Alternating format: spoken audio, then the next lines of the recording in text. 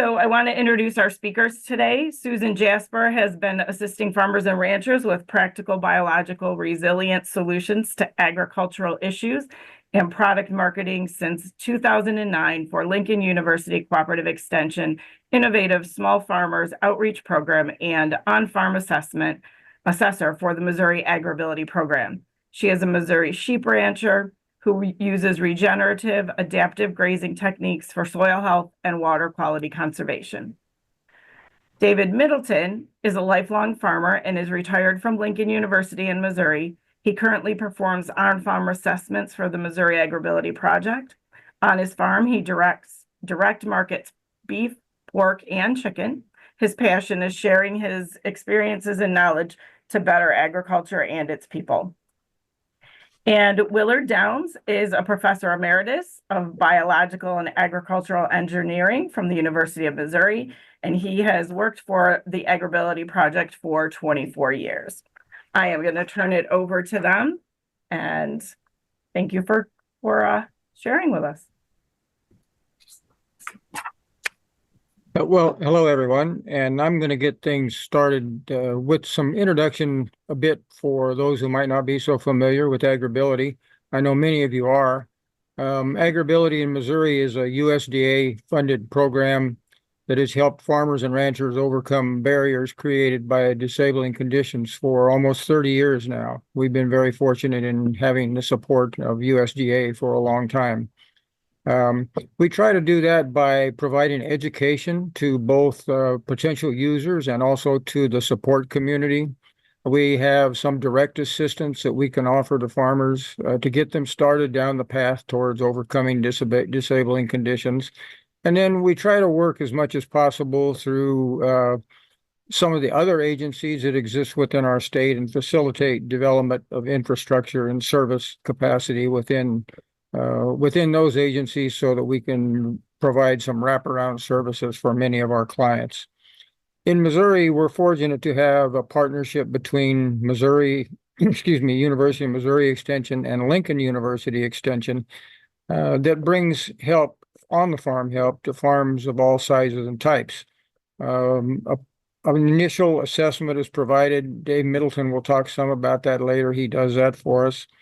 And in those assessments, assistive technology can be identified that will help the farmer overcome those barriers. Our program today really is to talk about technological advancements that have enabled us to do a more effective and efficient job, offer some new and exciting alternatives to some of the old things that we've been doing. As a kind of a point of reference, there's a publication that will be given at the end of the program as a reference, a magazine actually put out by the American Society of Ag and Biological Engineers back in 2017. And in that issue, there were 3 articles, one talking about assistive tech for ag systems, another about autonomous tractors, and a third about emerging safety technologies. If you have some time and would like to look back at that, I think you'd find it interesting to note that most of the things that we'll talk about today were really already in their infancy stages back then. So in the last 7 to 8 years, there's been tremendous technological advancement take place that's enabled us to push forward on many of the things that you'll see talked about and referenced here today. Next. Susan, could you give us the next slide?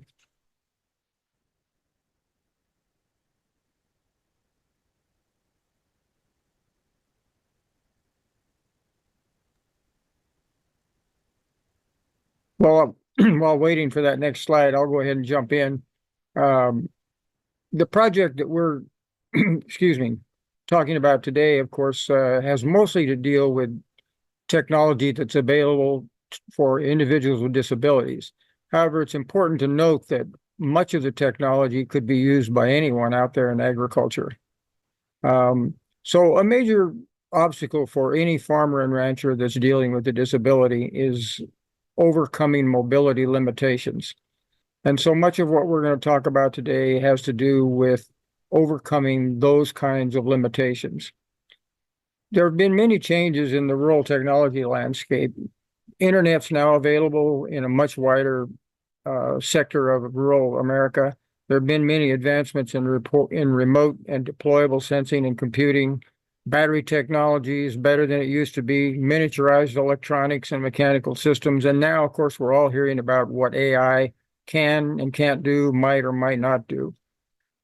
Putting all those things together has enabled companies to reduce cost while integrating many of the features that are found in the systems that are coming online and making them more compatible and able to talk to each other. So really, the rest of the program is going to talk about how some of our clients have been doing some experimenting with those technologies, both in real time and also in thinking about how they might adapt them to their farm. Next. So before we go any farther with some examples, I wanted to just briefly go over how AgrAbility works in Missouri. We'll get a request from a client to provide services, and after some initial intake, some initial intake is done, a farm assessment will be scheduled. Dave Middleton is the individual at Missouri that works in that area. Dave makes a visit to the farm and identifies, along with the farmer, some appropriate technology that would help overcome the obstacles and barriers the farmer faces.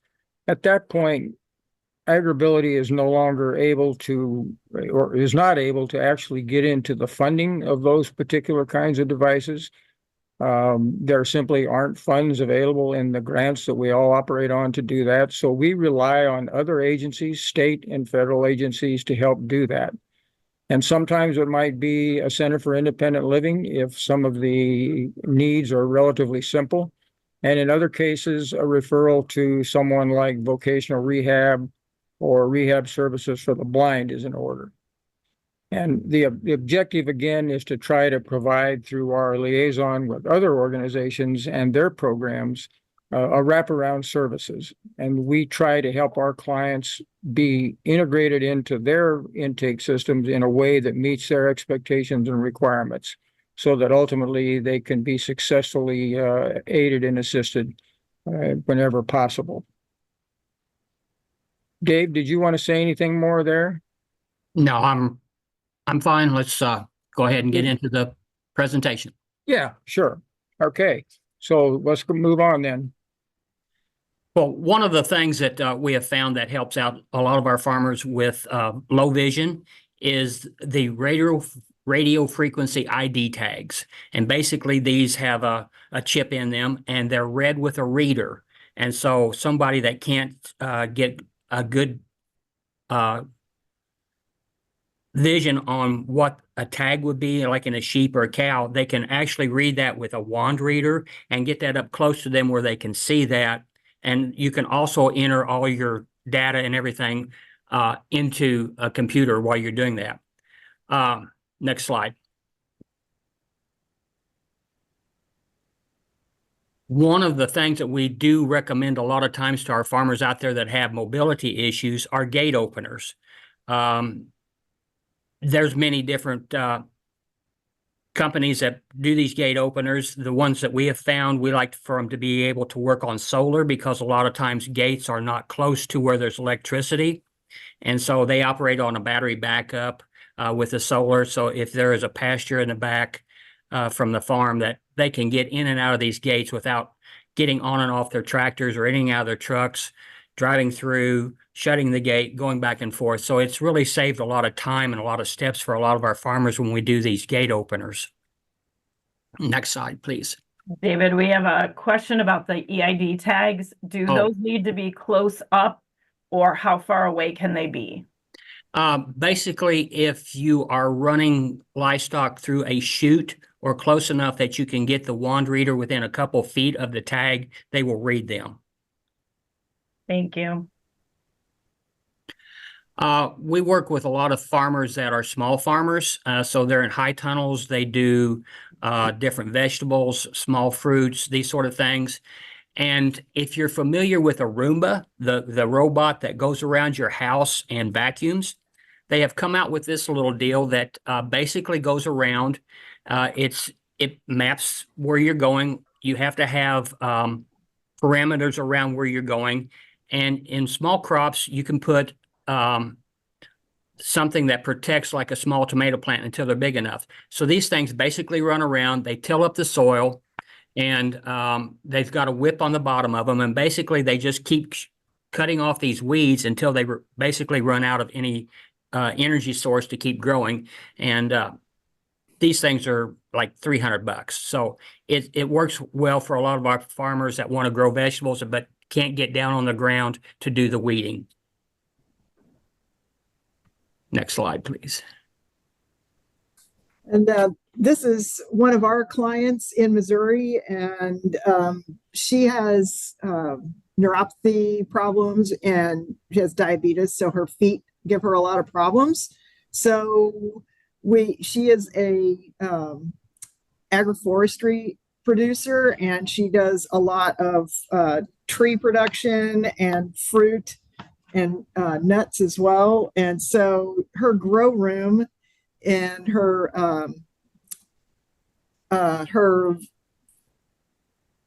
healing chamber for her grafted plants are down in her basement. But the basement has an outdoor gate, outdoor entry. So we got her the Acorn chairlift, and she can ride in a seat with a seat belt and safely go down these stairs to her grow room where she does her seed transplants and different things like that. So it's a very safe way to get up and down the stairs. She can carry things on her lap and does not have to worry about tripping on stairs up or down. And so she's been really happy with this unit. It sits right on the point of the steps, so it's pretty easy for her to use, and it just glides up and down. So it's the Acorn outdoor chairlift, and she's having very good luck with it. But it saves her from dangerous trips down the stairs. And this is the Orcam by My Eyes, and it is a very interesting wearable AI technology, and it is for low vision and blindness, and it will perform even facial recognition for a client. It reads any surface, and it identifies currency, reads barcodes by voice over technology. And it recognizes obstacles and assists in orientation so that the client can know which way to go. And it basically prevents them from collisions and issues like that. And you can give it commands. It is Bluetooth compatible, but even if you have no connectivity, it's not required for this unit to work. And you can give it commands like start from or find the word.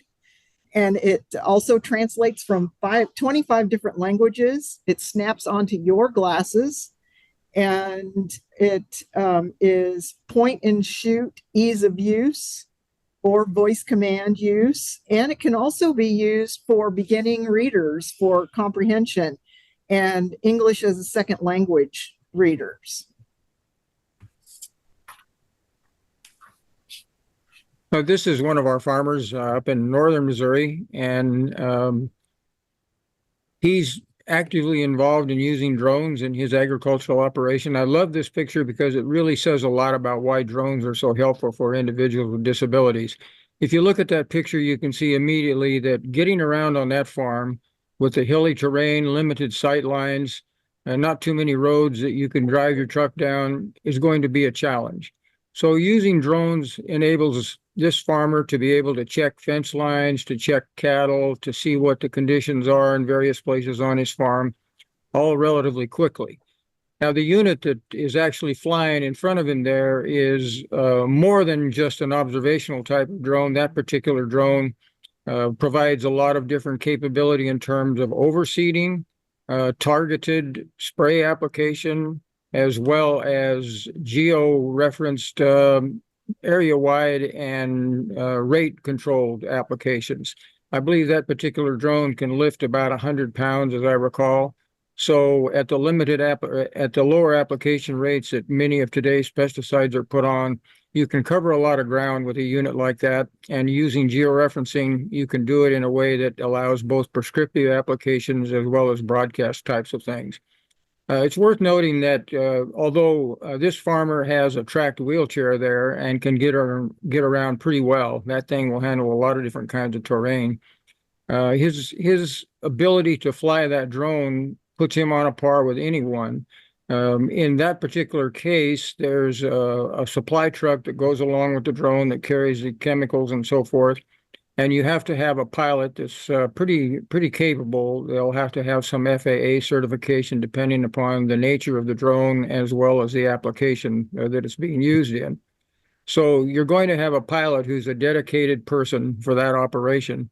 And as you can see, this particular farmer can do that as well as someone who has no limitations at all. So this really puts this farmer in a position where he can be a productive and he can add a lot to his farming operation by being the brains and the know-how behind doing this. Just as a side note, this particular farmer got interested in flying and so has now obtained his private pilot's license, I understand. I don't really have too much to say more on that. Let's go on to the next slide. Did he get that? Was he able to get that drone through VR, or was that a personal purchase? That particular drone, as I recall, I don't know whether he's in partnership with another couple of guys that have that business. That particular drone is owned by a business in the northern Missouri that does this on a contract basis. I believe that this farmer is involved with them financially. I'm not positive of that. But I should also say that he operates several different drones. He does a lot of his monitoring with a much smaller drone. And then for activities where there are some actual applications and those kinds of things going on, they use this larger drone.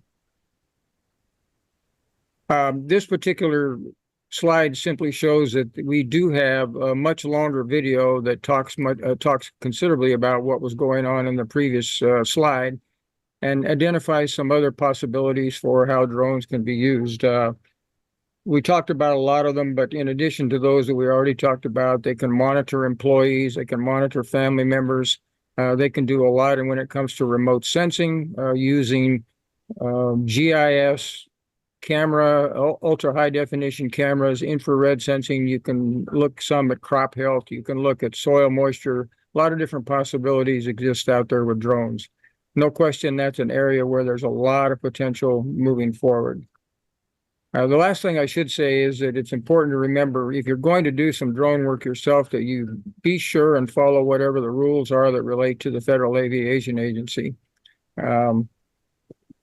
Some types of operations definitely require training and licensing.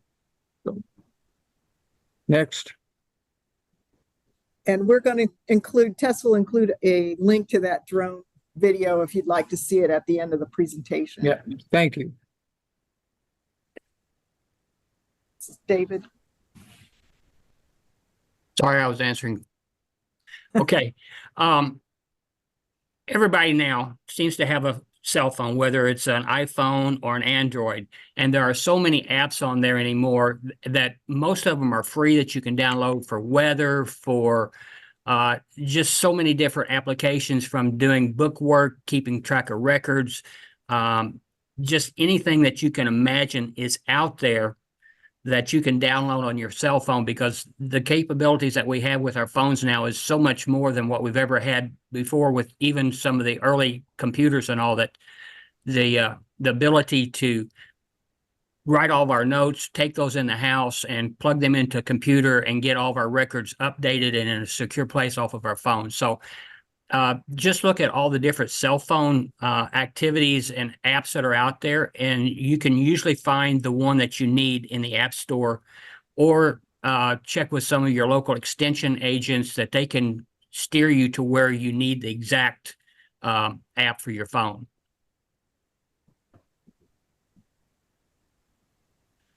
And with that, we're seeing connectivity all over the place. With cell towers, and now with satellite imaging, that we can go into a lot of things to keep things connected. we can get all of our data put together, because as we move into all this precision farming and trying to use the least amount of chemicals and fertilizers that we can to produce our crops, or just to keep track of what's going on with everything, of keeping cattle records or field records. There's so much out there right now. Susan, the next one, please. And some of the things that we worked with our farmers are GPS and GIS systems. Now, GPS is for location and for driving, basically. You know, it tells you where you're at and where you're going to go. GIS is more for monitoring and takes care of the landscape and these sort of things. When we work with some farmers that we put GPS into their tractors, some of the things that you have to be aware of, that certain implement companies have proprietary information. And I'm just going to mention, like John Deere has Starfire, which on their newer models is a plug and play.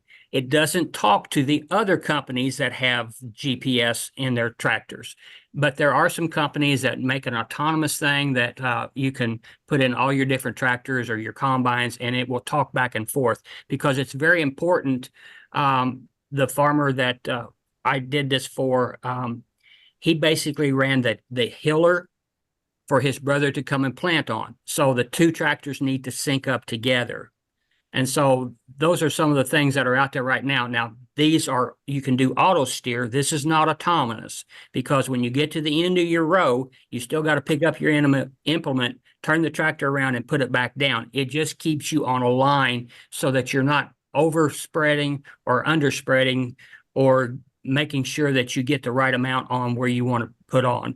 So a lot of these GPS systems with the auto steer, basically, yeah, you're hands off as you go down the field till you get to your turn row, but there's it gives us so much more efficiency in what you're doing.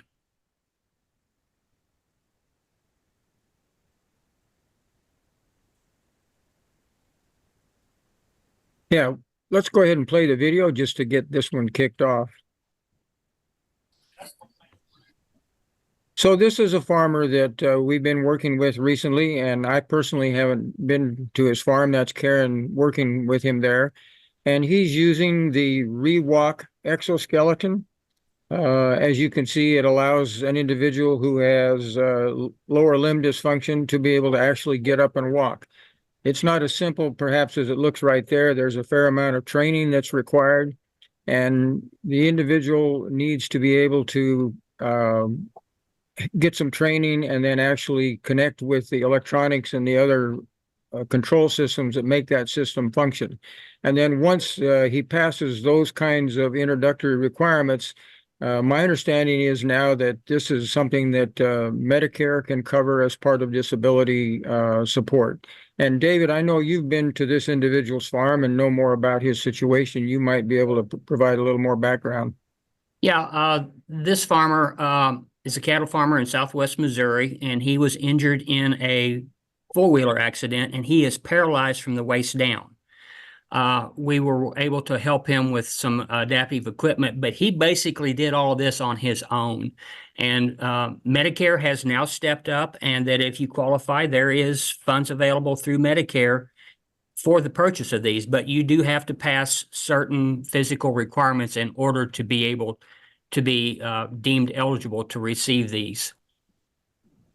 And just a side note, we're hoping that he's going to be with us in New Mexico and talk about it and demonstrate it there. So that's just kind of a plug for where we're headed in next March. So. Yeah, that's a pretty amazing. That's really exciting. That will be great to meet him. This is the Tapari Racewell sheep handler system, and it is a remote control and pedal controlled automatic weighing, auto sorting into 2 to 5 pins, animal size sensing and clamping, and it has an open view in the clamp for good sheep flow, and you can clamp and hold sheep in position. also lay the sheep down like a tip table, and you have button control access to the rear of the animal for crutching and trimming hooves. And you can also use the dose gun that is also attached to the iPad so that it keeps records of whatever medications, the weight of the animal, anything you want to keep on there. And it is run off of compressed air. So there is no more physically handling each animal. This system has add-ons that you can get, but this is the main part of it. But it is all run on compressed air, and it makes it really a lot easier. The client that received this in Missouri had a high neck injury. He was not quadriplegic. He is still ambulatory. He can still walk around. But every time he was catching an animal with his hands or with his arms, his whole arm would go to sleep and he could no longer work. So he'd have to stop and take a break. Even when he rides in a tractor, he has to stop and do exercises. So he still is able to walk, but he has a high risk of further injuring himself if he's doing heavy labor like catching sheep. So the Tepari system was probably the best one that we could find for him, and it's the only one of its kind. So we were happy to be able to find this for him.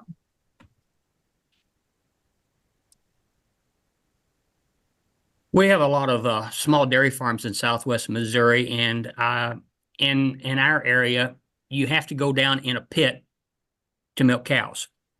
And for our farmers with mobility and disabilities that can't get up and down steps, one of the things that we have found are these robotic milkers, and they're not cheap, but they will also handle several hundred, or I think the maximum you can put in one unit is like 80 cows. I'm not for sure on that, the exact number, but basically the cow has a neck on her that has an RFID tag in it.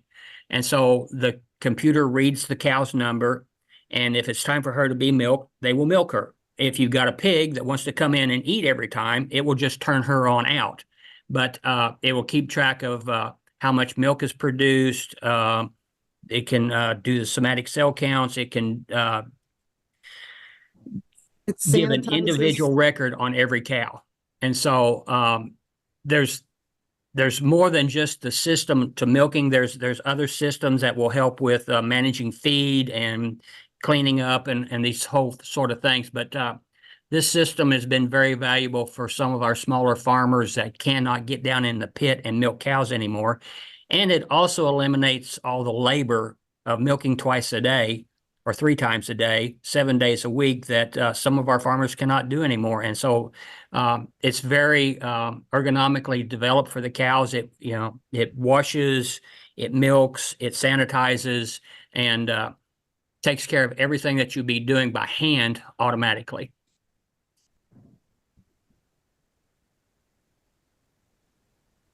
Let's go ahead and play the video on this one, and then we'll talk a bit about it after the video's done.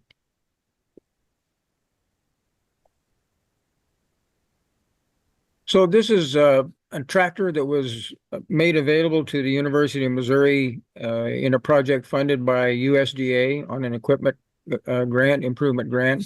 And it's being used by a number of different faculty at the university to look into integrating the tractor into a smart farm environment, and looking at how an autonomous tractor might be used to improve field efficiency, reduce operating costs, and so forth. But in addition to that, there are individuals looking at the health and wellness benefits that might be available through reduced vibration, easier access, reduced necessity for high strength control inputs, and so forth. If you look at that particular picture, you can see that style of tractor is well suited to a smaller farm. It has a lower step height to board the platform. The platform is relatively open, good sight lines, center of gravity is pretty low. And since it's all electric, it's more than likely that most of the controls are electric or electrical hydraulic and can be adapted more easily than some that involve mechanical types of systems. So this is something that's just getting started at the University of Missouri. There's really nothing to say about it more than it's something that our project will have the opportunity to be involved with and to see what kinds of things might come from it that would benefit individuals with disabilities in Missouri agriculture. And David, did you want to say anything about that, or Susan? Yeah, I was going to let them know that this tractor can be trained to follow a human to do more chores. But you can also program it to run along the feed bunk and scrape feed up to cows and do things that are kind of repetitive. So, but you can have it follow along and pick things up for you as you put them in the tractor. It's trained to follow a person. Yeah, thank you for making that point. I had totally overlooked that. It's something that offers a wide range of activities from simple operation all the way through complete robotic, but it needs the input and training that can be provided by the operator. So it really kind of represents a platform that can be used for a lot of different kinds of things. Thanks, Susan. You bet. Next. There it is. David, is this yours or mine? You got one of these, so I'll let you talk about it. Okay. This is a JCB skid steer, and it has the great thing about this unit is that it has a side door instead of a front door. Like most skid steers have a door that opens, you have to climb over your bucket or your gripping tool to get in it. When this has a side door, it's much easier for transfers for someone that comes from a wheelchair situation or has trouble climbing or stepping over things, so, or has a balance issue. So this way there's more grips for you to handle, to get in, to pull yourself in. And because it's a side door, if you were using a lift chair on the back of your pickup, you could put yourself into the skid steer from the side without climbing over it and causing problems. So it's pretty easy to maneuver into this unit. Did your client do a cost share on that with VR, or did VR totally fund that? It was a cost share, and he agreed to pay so much, and they helped him with pretty much the rest of it. It took a long time to get that into him just because of the rules that vocational rehab has. So it's not impossible, but it was a lot of paperwork extra to get him into that. But he had such uneven ground. He was an amputee. And so getting up and down off the tractors was virtually impossible because you cannot pull yourself up or press yourself up with a prosthesis. So it was pretty hard for him to climb up in a tractor, let alone be put in a tractor. And so because of his really super uneven ground, and he has cattle, so it was would have been a lot of walking, and his prosthesis did not fit him very well anymore. So that was a huge issue. So he needed some extra care taken to find him something that was more user-friendly than just a lift.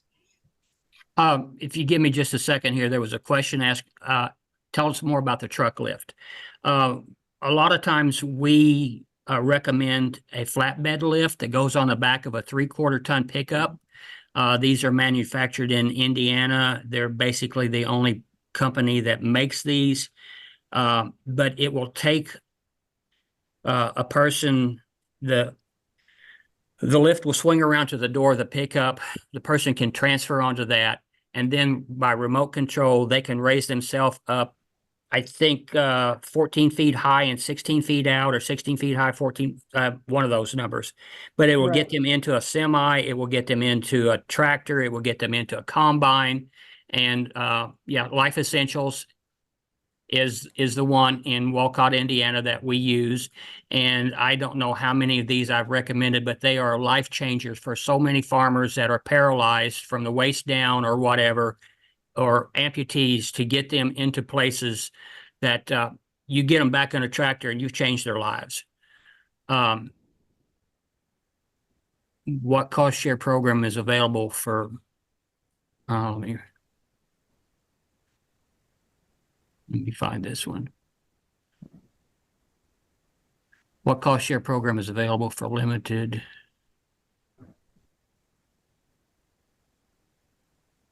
I lost the question.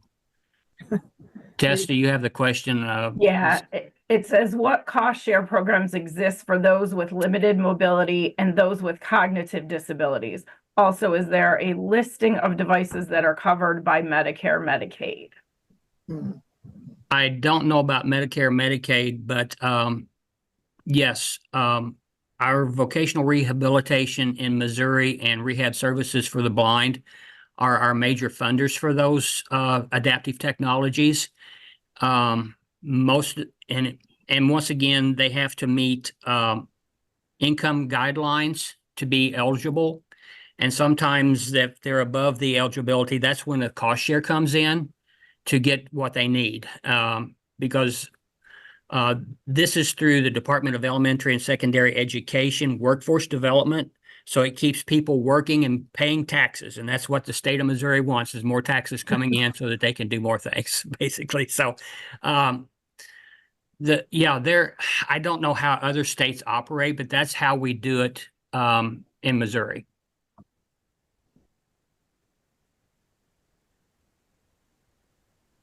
Okay, this is a really interesting, fairly new unit. It's called Toa Lift by this company Equipter. And this is all operated remote control. We'll just play this. There's a remote control for this unit. See the guy standing back there operating it. You can pull it, tow it behind your pickup truck.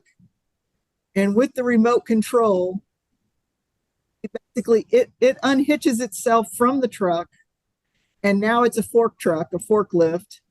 So basically he can go over and pick up a pallet and load it on the very same pickup that he drove in.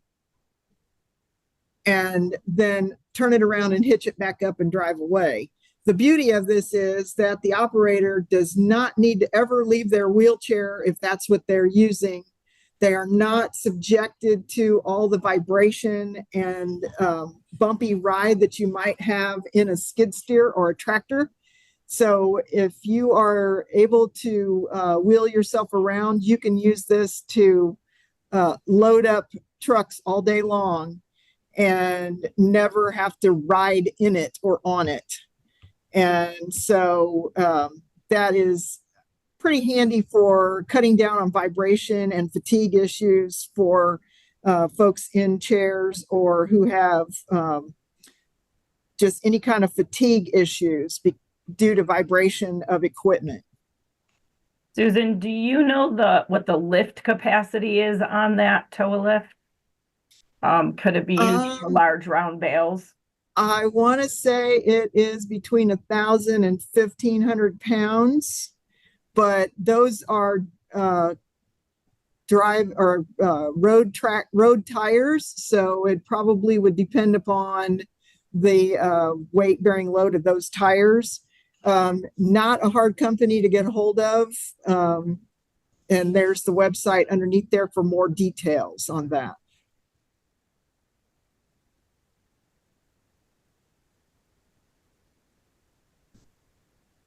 And then now we can take lots of questions. One question in the chat that we missed. About the EIDs, is there a voice program that can tell the user the information on the animal while in use, like tell count of animals that pass by? There is a voice over program, and I answered this. Oh, did you? Okay. Yeah, they say it's a true test has one that works very well. And I would think that once you had the wand reader, you could hook that up into another voice over computer program. You might have to have a second laptop there to do it. But it should be able to coordinate. Because basically it's just an open screen on the reader. It wands over, picks up the EID number and puts it up on the screen. So if you already have voice over command on your iPad or laptop, you could it should be able to read for you. And let me know if there's any slides that anybody wanted to see particularly again. I can do that too.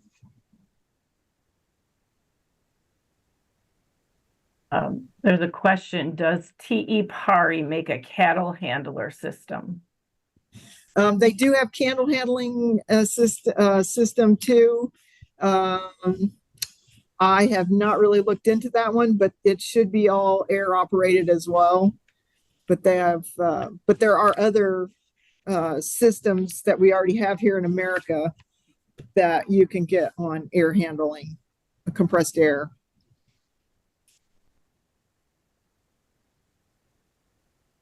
And that is an Australian company. So, but they have, you don't have to wait because they ship in from Canada down to America. So I think there's one company that does handle their products down here in America. But if you need a phone number, give me a holler. I'll fix you up.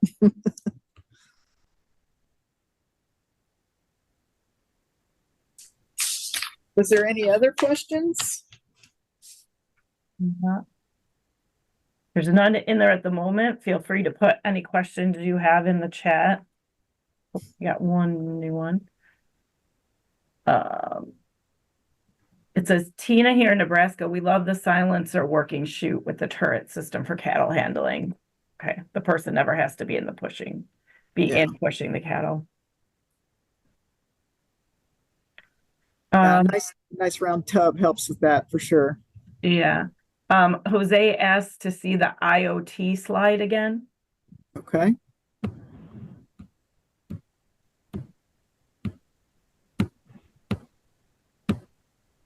I got to get back to it.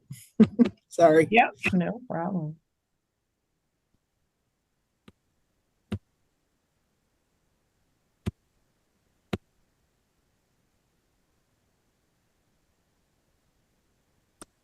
That's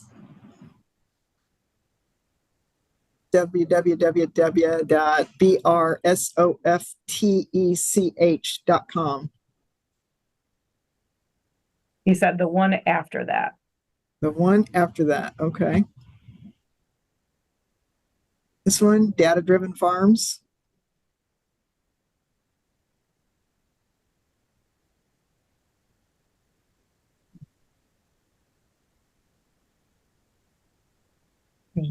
Yes.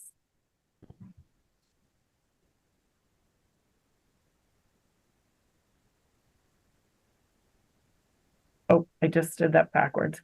So the link that I just put in that says it's the video about the drone is actually the magazine resource. And here I'm going to put the drone video in there now.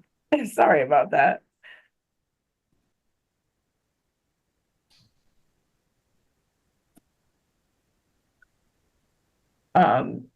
Yes, the slides will be available. This whole recording will be archived on the National AgrAbility Project website under our archived webinars.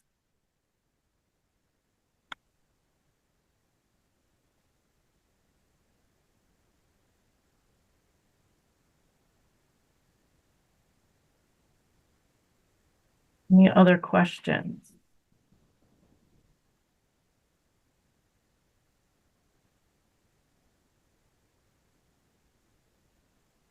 Okay.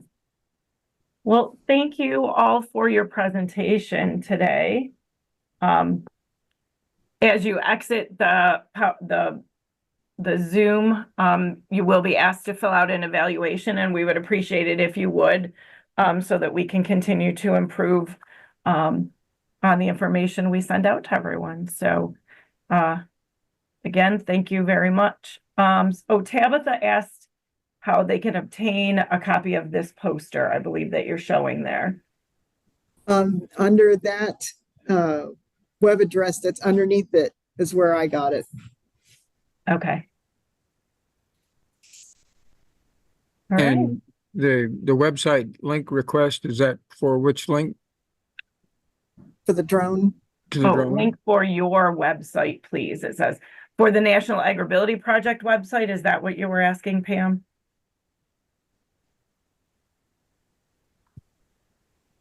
Okay. I will put it, it's just agrability.org, but I will put it in the chat.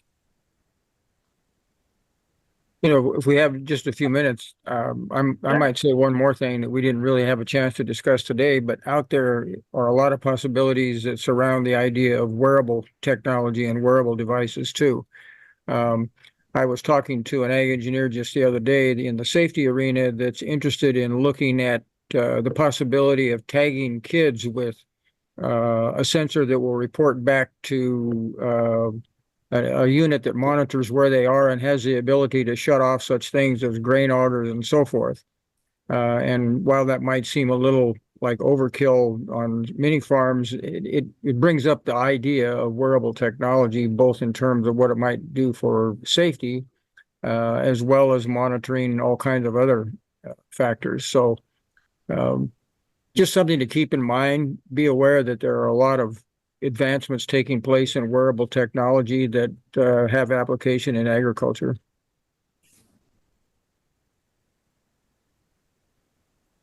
Great. Thank you for that additional information.